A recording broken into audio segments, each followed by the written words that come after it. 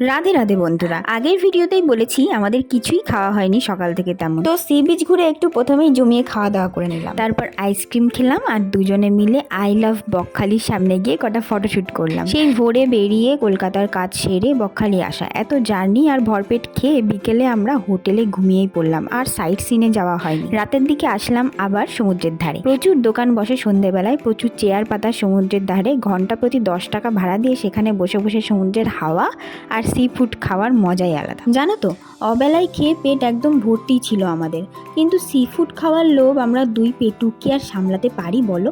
ডিসেম্বরে শেষাশেষিতে গেছি, হালকা হালকা ঠান্ডাও লাগছিল। সমুদ্রের পাড়ে গরম চা, পমফ্রেট ফ্রাই, চিংড়ির ঝালঝাল কারি, টুনা ফিশের পকোড়া আর মোমো, এই দিয়েই রাতের ডিনারটা সেরে নিলাম আমরা। ওখানে লোকাল মার্কেটটাও ঘুরে দেখলাম আমরা। এভাবেই কাটলো আমাদের বকখালি ভ্রমণের ডে 1। আজ এইখানেই গল্প শেষ করছি, কাল আসছি ডে 2 এর গল্প নিয়ে। টাটা।